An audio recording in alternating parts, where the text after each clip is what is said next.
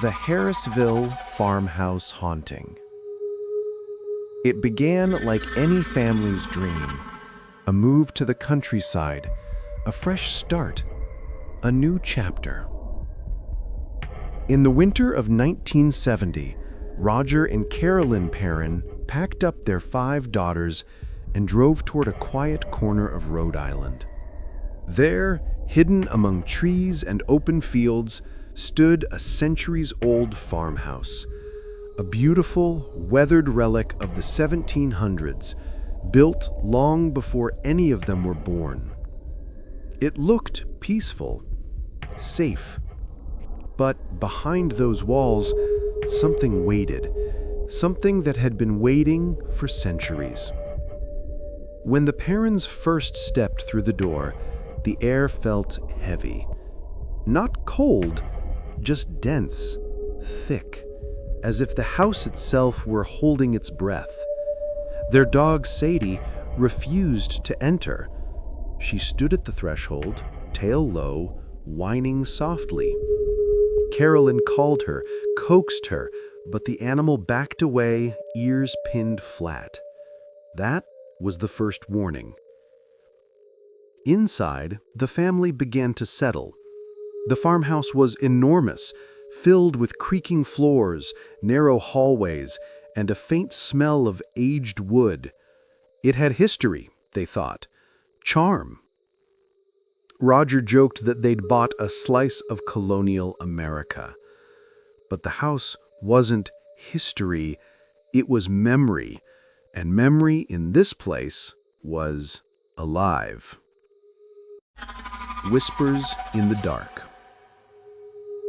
The first few nights were quiet, but soon the small things began. A door closing softly on its own, a faint knock from somewhere deep in the walls, footsteps, slow, deliberate, across the hallway when everyone was asleep. The children noticed it first. Andrea, the eldest, said she woke one night to see a man standing by her bed.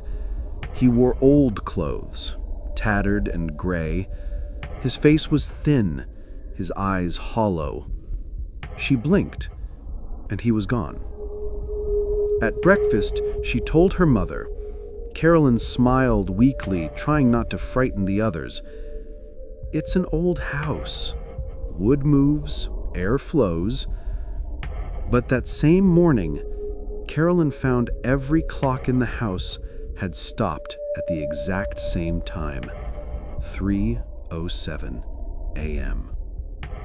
The girls began whispering about invisible friends, kind ones who smiled, and others who watched from corners.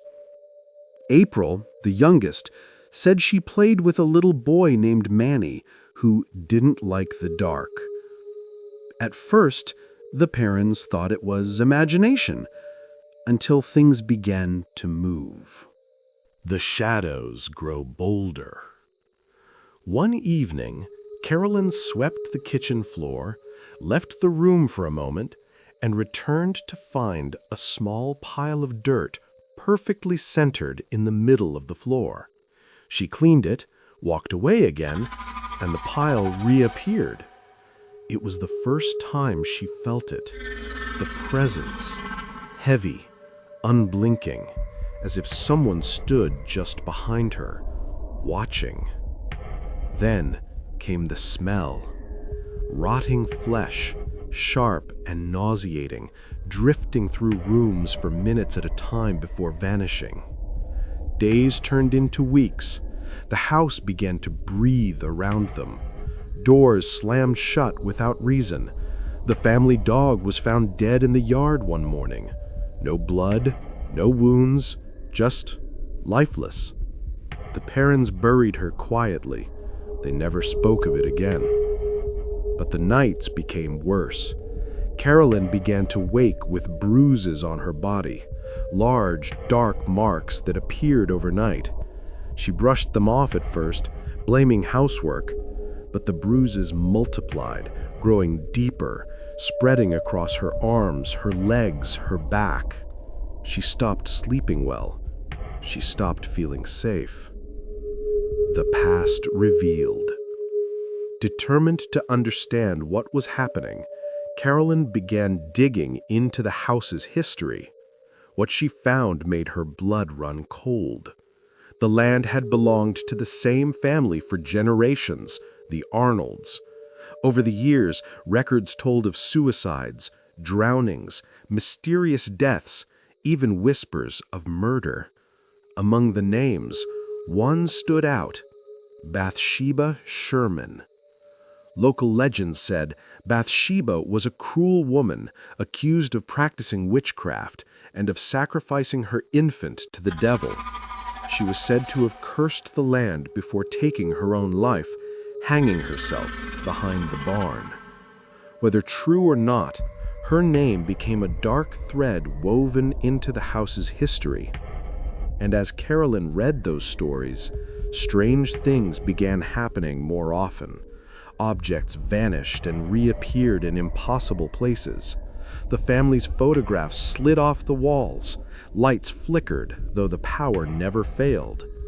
It was as if the house knew what she'd found and didn't like it. Friendly spirits and something else.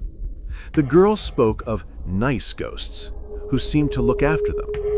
One of them, they said, would tuck the blankets up around their necks at night. But there were others, darker presences. Andrea described a shadow that stood in her doorway for hours, unmoving. Cindy claimed a voice whispered in her ear, "There are 7 dead soldiers buried in the wall." Roger often felt something following him in the basement, footsteps echoing behind him when he worked. The air would thicken, and a low growl would hum just at the edge of hearing. He refused to go down alone after dark. And Carolyn? She began to feel it most of all. Sometimes she would smell sulfur, then a crushing cold would fill the room. The girls would find her in a trance, staring into nothing. She started losing time. Hours, then entire nights. The house takes control. By 1972, the haunting was relentless. Doors slammed violently, furniture shifted on its own. One night, Carolyn awoke to find an old woman standing beside her bed. The figure's head was bent unnaturally, her eyes black voids of hatred. She whispered, "Leave. This is my house." Carolyn screamed, and the figure vanished. After that, the family was never the same. Every day brought something new.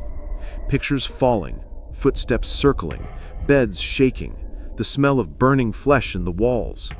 The Perrons would hear crying in empty rooms. Windows opened themselves, then slammed so hard they shattered. The girls' toys rolled across the floor by invisible hands. They knew now. It wasn't just ghosts. It was one spirit in particular, powerful and cruel, and it wanted Carolyn out. It wanted her gone, or worse. Ed and Lorraine Warren. Desperate, the Perrons sought help. They contacted Ed and Lorraine Warren, the famous paranormal investigators known for their work with haunted homes. When the Warrens entered the farmhouse, Lorraine immediately sensed it, a darkness unlike any she had felt before.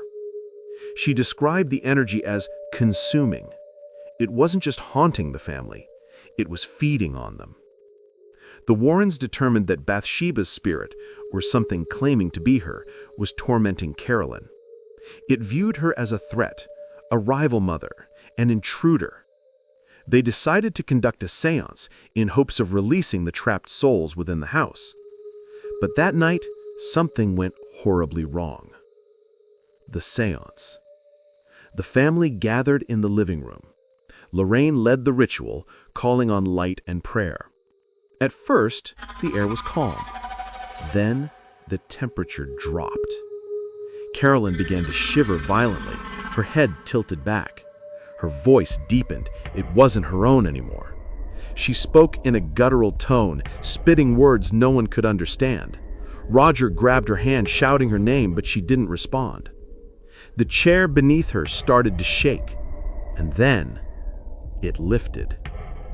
For a moment, she was suspended in midair. Her eyes rolled back, her body thrashing. The room exploded into chaos. Dishes shattered, lights flickered, wind roared through the house.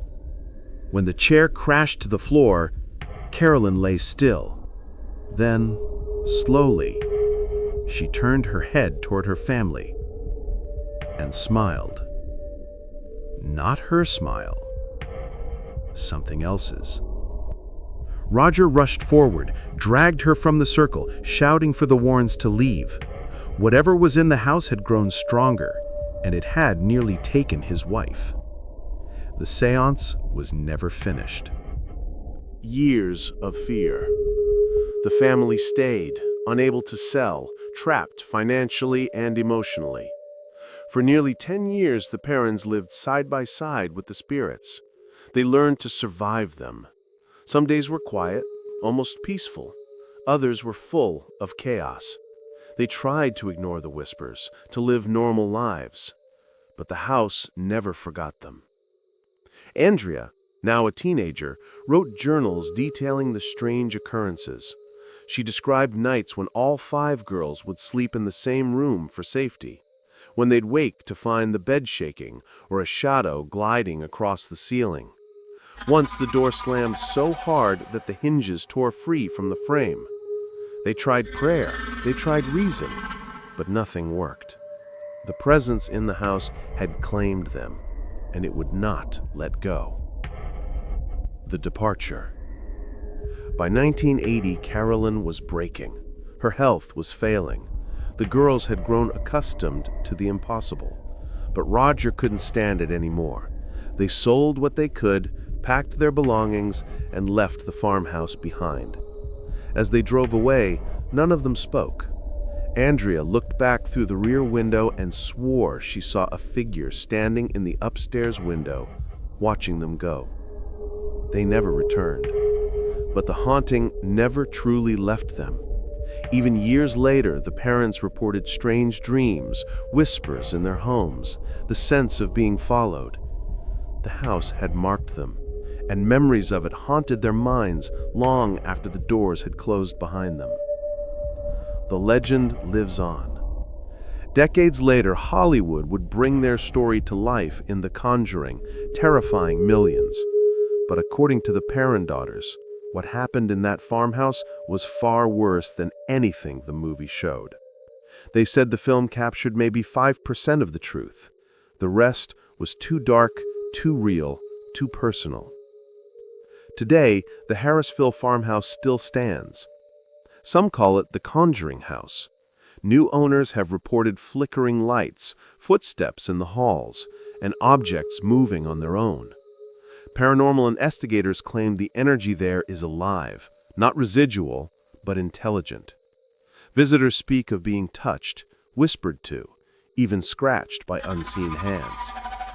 Locals say if you walk by the property at night, you can still see a candle flicker in the attic window, the same room where Carolyn Perron once prayed for her family to survive.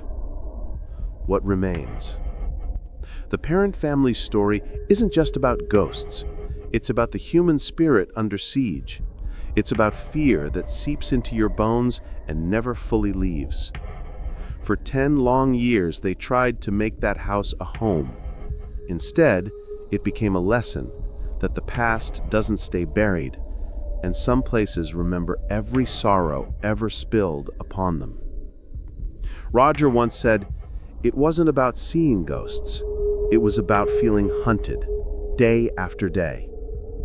Carolyn, years later, would add quietly, "The house wanted me. It tried to take me." And Andrea, the eldest, wrote, "We were just children. We didn't go looking for evil. It found us." Now the Harrisville farmhouse sits under the same Rhode Island sky, peaceful by day, still by night. But if you stand close enough, you might feel it, the pulse of the land, the breath of something watching from the darkened window. The Harrisville farmhouse remains one of America's most chilling hauntings, a place where love met terror, where a family's hope was devoured by the unseen. And somewhere in those cold, creaking halls, the whispers never stopped.